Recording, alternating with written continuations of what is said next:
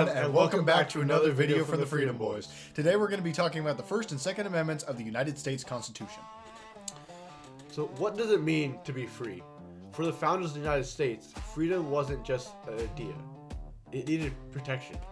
And so in 1791, the 10 amendments were added to the Constitution, forming what we now call the Bill of Rights. Two of those rights remain among the most debated in modern America, the First Amendment and the Second Amendment. One protects the freedom of speech, religion, and the press, while the other protects the right to keep and bear arms. Both were shaped by history, revolution, and deep fear of government power. But what did the founders actually mean when they wrote them? And how, of course, interpreted those words over time? Let's break it down. So the First Amendment reads, Congress shall make no law respecting an establishment of religion or prohibiting the free exercise thereof, or abridging the freedom of speech or of the press, or the right of the people peacefully to assemble and to petition the government for a redress of grievances. So this single sentence provides 5 fundamental freedoms. The first one being the freedom of religion. The founders had seen the problems caused by state religions in Europe. Governments often punish people for worshiping the wrong way, which, as we know in America, there is no wrong way to worship things, or people, or entities, or, all that. But the First Amendment created 2 principles: no establishment of religion, so separation of church and state, and free exercise of religion. Together, these prevent the government from creating an official religion or punishing people for practicing one. Yeah, this is pretty important today because, as you know, like America is described like the melting pot of the world almost, right? It has so many different cultures, religions, and all that. That's what makes America America. Yeah. The next point that we like to bring up is freedom of speech. Now this one is like super important. We've all heard of this one before. Yeah, and that's what everybody says the First Amendment is. Yes. And so to break it down, the freedom of speech allows Americans to criticize their government without fear of punishment. So this was like really revolutionary because at the time, a lot of leaders did not let anyone criticize them, right? Like King Henry the Sixth, Seventh, whoever it was, he saw all the tabloids like going against him and stuff. And he was like, yeah, hell no. So he took them all away, right? And he threw people in jail for talking out against him. Oh, yeah, but even this freedom does have limits. Courts have ruled that speech that directly incites violence or certain kinds of threats can still be restricted. The main example of that is when there was a man who yelled fire in a theater. This is an actual story. I don't remember his name, but you can look it up. It's an actual story. He yelled fire in a theater, and I think something like 10-20 people got trampled in a rush for the theater exit. And it ended up getting up to the Supreme Court because he was like, under the First Amendment, I can say whatever I want. And then the Supreme Court eventually ruled that since you said something that caused other people to receive harm, it's unacceptable. Exactly. And one more a lot more recent cause of this was during the LA protests, the LA ICE protests or riots last year. President Donald Trump, he decided that he would write a law that said you cannot burn the flag because it like incites violence or something against the United States, right? And a lot of people, it was a very controversial statement at the time, right? Absolutely, and I think it still is because some people still do believe that you should be able to burn the flag. I believe that you should burn the flag when it's respectfully burned, like Final Honors. We discussed this in a previous video, how to respect the American flag. Yeah. Check it out. I'll pop it up on the screen right here. But yeah. All right. The next point is freedom of the press. The press acts as a watchdog over government power. From early pamphlets criticizing British rule, which the British hated, to modern investigative journalism, this freedom allows the public to stay informed about current events. So yeah, obviously this is like newspapers, news outlets, television news, magazines, other stuff like that, research articles even. So all that falls under the freedom of press. And lastly, the last freedom in this amendment is the freedom of assembly and petition. This one is also very well known, as these 2 freedoms protect people's ability to protest and demand change from their government. So this also falls in with the criticizing the government and free speech. Many of the biggest social movements in America, from civil rights to women's suffrage, relied on these rights. But while the First Amendment protects ideas and expression, the Second Amendment deals with something far more tangible, which is firearms. The Second Amendment states a well-regulated militia being necessary for the defense of a free state or security of a free state, the right of the people to keep and bear arms shall not be infringed. It's one of the shortest amendments, but it's also one of the most debated, as you probably know. To understand it, we need to go back to the late 1700s. And to start with some historical background, when the United States declared independence, the colonists had just fought a war against what they saw as a tyrannical government. And one major fear among the founders was the idea of a powerful standing army controlled by a central government. And historically, standing armies had been used to oppress their own people. Or suppress.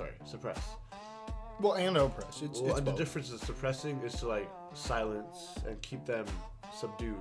Right? Oppression is to hate on them and stuff. I think the army did that. At least with colonies in America. Kind of. Yeah, the Boston Massacre and all that. So yeah. to an extent. So it's both, but it's a Yeah. lot more suppression than oppression. Yeah. And instead, early Americans relied heavily on militias. And these militias were made of ordinary citizens who would be called upon to defend their communities.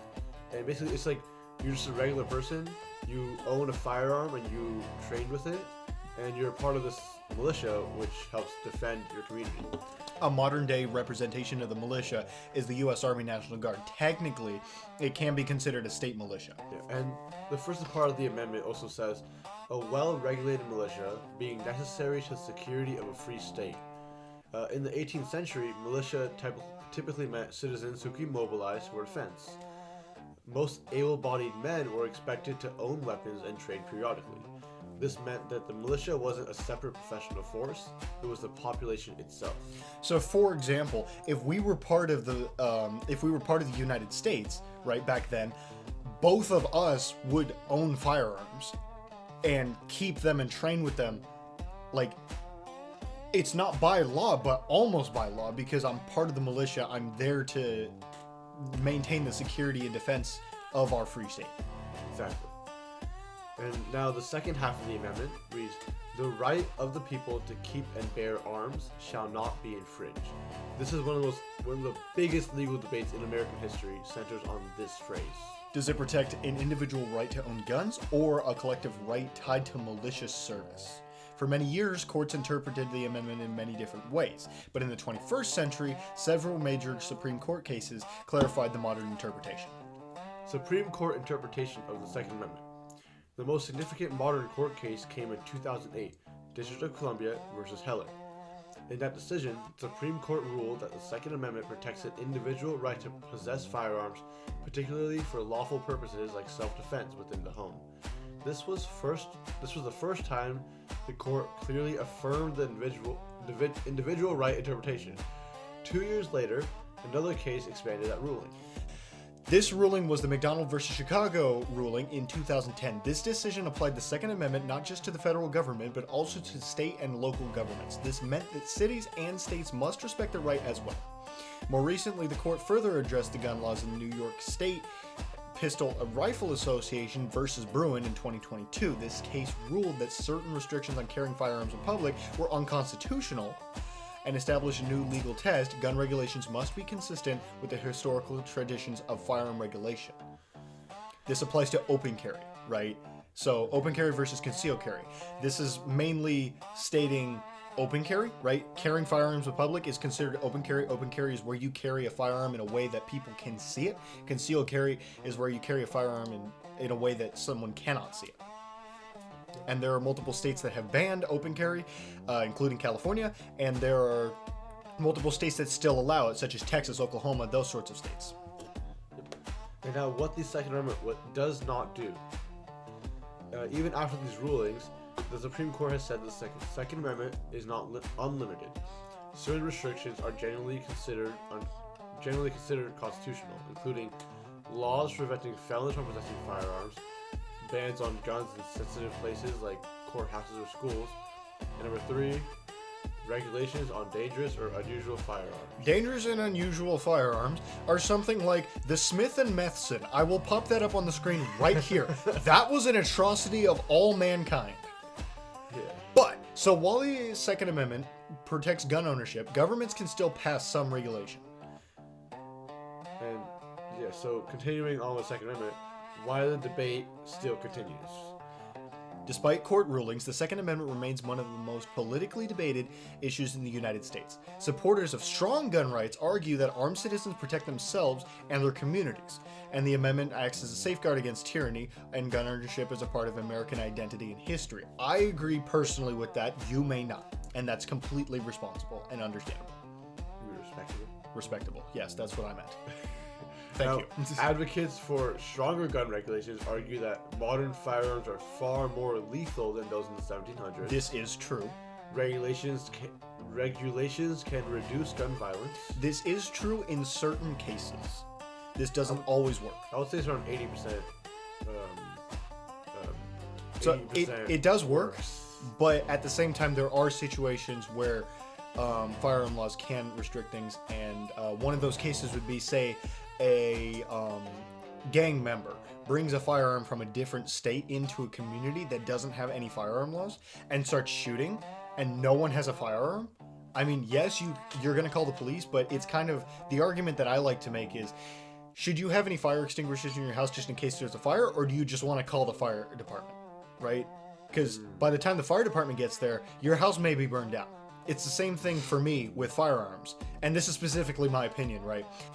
And then the last point in stronger gun regulations is that public safety requires updated policies. And that does absolutely make sense, and I respect that a lot. Because the Constitution uses broad language, courts and society continue to interpret its meaning in changing times. Now, interestingly, the First and Second Amendments share a much deeper connection than you might think. And they're both written because the Founding Fathers feared government abuse of power, which is evident where the First Amendment protects the ability to speak out against the government, and the Second Amendment, according to many historical interpretations, was meant to ensure citizens had the means to resist tyranny if necessary. In other words, one protects voices, the other protects force. Together, they reflect the Founding Fathers' belief that liberty requires both expression and self-defense. Alright. Now, it's been more than 2 centuries after they were written. The First and Second Amendments remain central to American identity. They shape debates about speech, protest, safety, and personal freedom. And because the Constitution is still the foundation of American law, these debates are far from over. The words written in 1791 still echo through modern courts, politics, and everyday life. The real question is, how should those words apply in the world we live in today?